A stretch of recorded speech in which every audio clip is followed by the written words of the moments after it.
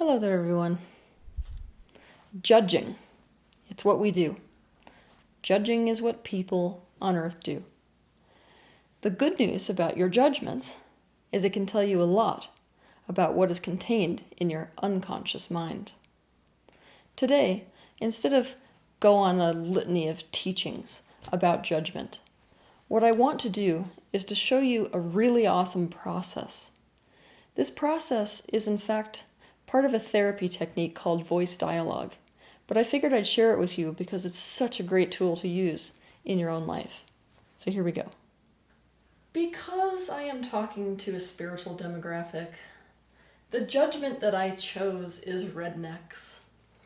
So what we do is we first decide what it is that we're judging. This can be literally anything, a group of people, something within the world that's not a person, a trait, anything you want. Just what is it that I judge? And then you want to make these columns. In total, it's 5 columns. And you begin with the thing you judge. So in this case, rednecks. Now, I want you to write down all the negative things you think about those people, so that these are judgments you make about the thing you judge. So, rednecks. Stupid, cruel, narrow-minded, embarrassing, ugly, ignorant, uneducated, destroy earth, no empathy, they're takers, they're selfish, and they're irresponsible.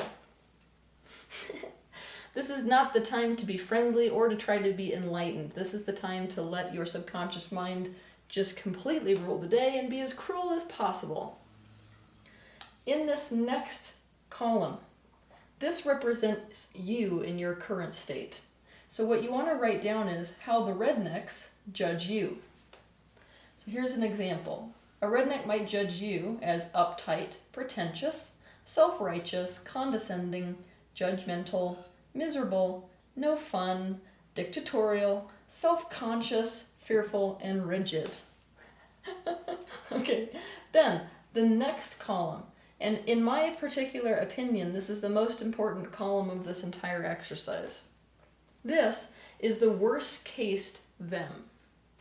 So if you took all of these traits that you can't stand about them and you took them to the worst case scenario, what would that actually look like?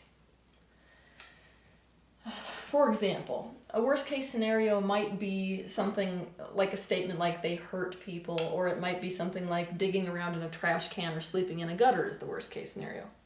It's whatever the worst case scenario is according to your definition of the worst case scenario. But my favorite way to do this is to look at each item that you wrote in this judgment column and then think about the worst case scenario for that thing. So, for example, the worst case scenario of being cruel is you hurt other people. Then you can even take that further potentially and think about what is the worst case scenario of hurting other people. People will turn against you, something like that.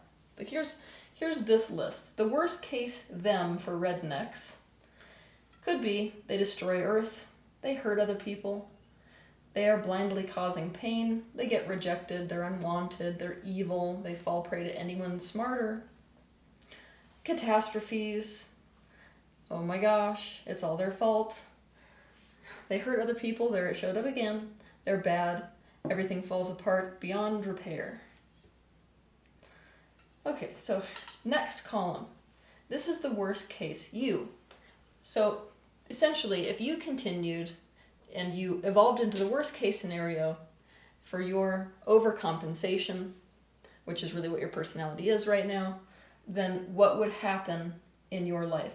The best way to go about this is to look at all of these judgments that the other person, the rednecks, might make about you, and then take that to the worst case scenario. So, for example, the worst case scenario for uptight might be you're sick and unhealthy and stressed. The worst case scenario for pretentious might be you make other people feel like less. That's an example. So let's read this list. Worst case scenario for you, sick and unhealthy, stressed. Make other people feel less, end up alone, no closeness, depressed and hating life. Life has no joy. Others resist you, no inner freedom. Shut in, taking no risks. Controlling to the point where you're abandoned.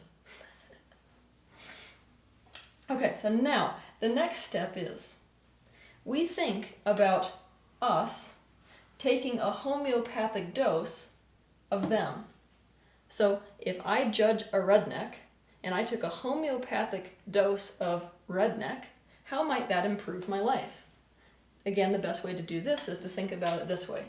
If I took a homeopathic dose of being more stupid, how might my life be better? Or if I took a homeopathic dose of being cruel, how might my life be better? I'll give you an example of how that works. If I was more stupid, I might live from the heart, not my head. If I was taking a homeopathic dose of being cruel, I might feel more unrestricted. So here's how this list looked after we went through taking a homeopathic dose of redneck. Living from the heart, not the head. Unrestricted. Feeling safer. Liberated. Not self-conscious. Free. Being in the moment. Not on guard. Fun. Less stress. Nourished. Happy. And there's fun. Yet again, twice fun showed up on this list. For any of you who remember my episode on projection, you'll remember that anything that we deny, disown, or reject within ourselves becomes a portion of our subconscious mind. We essentially polarize ourselves by getting rid of one trait and exaggerating the other. So what you're watching with this particular episode is projection in the works.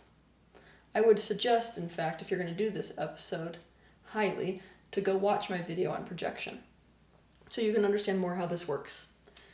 Once you have delegated something to the subconscious mind that you've rejected, you reject that aspect externally in the world as well. You treat it the same way you treated that aspect within yourself. So the major reason you have this resistance or this judgment to other people is really because you're reacting to a suppressed aspect of yourself. And we're about to uncover that aspect of ourselves. So this is why this is so genius. This column 3 is really what you're afraid of. You are not afraid of or resistant to rednecks in general. You're afraid of them because they represent all of these things that you have already decided you're so damn scared of that you can't even go near. You have to suppress it. You have to get as far away from it as possible. So you have swung the pendulum with regards to your own personality, and you have become all of these things, which we can see, of course, has consequences if it's taken to the worst case scenario, because by swinging the pendulum, you might be so pretentious, for example, or so consider yourself to be so much more educated that you end up all alone, because let's face it, nobody wants to be around somebody who's like way more righteous than them. So what we want to do is to swing ourselves back into a kind of balance. Rather than balance, let's say we want to re-own the aspects of ourselves that we have disowned. And it's not like I'm telling you that you need to become a redneck. I'm saying that the lesson inherent in the thing that you judge is if you take a homeopathic dose of it, you're a more healthy and whole and integrated human being. That is what this column represents. By swinging the pendulum, I got rid of living from the heart. I got rid of being unrestricted. I got rid of being fun. I'm no longer liberated. I'm not happy. I don't let myself be nourished. And so I have to come back into alignment. So this is what I want you to do. I want you to look through this final column for the words that stick out to you the most, the ones that just pop at you. I chose liberated. Liberated was the one that kept popping out on this particular list. And you form a name that is representative of an identity. So for the example for this one is the liberated one. I have suppressed the liberated one, which is an aspect of my identity. So what you want to do now, after you have found that suppressed self, that's what this is all about. Your judgments will alert you to the suppressed self. Once you've found out what your suppressed self is, and you've given it a name, then your life becomes about figuring out how you, on a daily basis, suppress that self, and how you could let that self express. So, for example, how do I suppress the liberated one? Well, for example, I might do what has to be done instead of what I want to do. I might be extremely perfectionistic. I might have a job I hate because it makes sense to keep it. I might put fun last. So then, of course, I want these lists to be way longer than that, and very, very, very descriptive too. So you might find that like you always have the same way of cooking an egg, and that's how you're restricted. That's an example of ways that you suppress the liberated self. So then the next bit is, how can I let that self express? How can I let the liberated one express? I might say, you know what, I've always wanted to do sculpture, so what I'm going to do is take a sculpture class and start doing that art. Maybe I should quit my job. Maybe I'll leave my house a mess one time a week. Yet again, you want that particular list to be much longer than that and very detailed and very specific, so that you can think of actual practical ways to let that self express itself. So yet again, just for the sake of your understanding, if we have a judgment against rednecks and this was our chart, what we're really afraid of and have a resistance to is not the rednecks themselves. We are so desperately afraid of hurting other people, of blindly causing pain, of being rejected, being unwanted, being evil, falling prey to smarter people, of catastrophe, of hurting others, there it is again, of being bad, and of everything falling apart beyond repair, that we have swung the pendulum to the degree that we are now sort of uptight, a little bit pretentious, self-righteous, condescending, miserable, not very much fun, dictatorial, self-conscious, fearful, and rigid. So, by finding the suppressed self within you, and finding ways to let that suppressed self express itself in little ways every day, not only will you become less judgmental and resistant to the thing you judge, you become a more complete person in and of yourself. You will experience integration. So, feel free to try this exercise, and have a good week.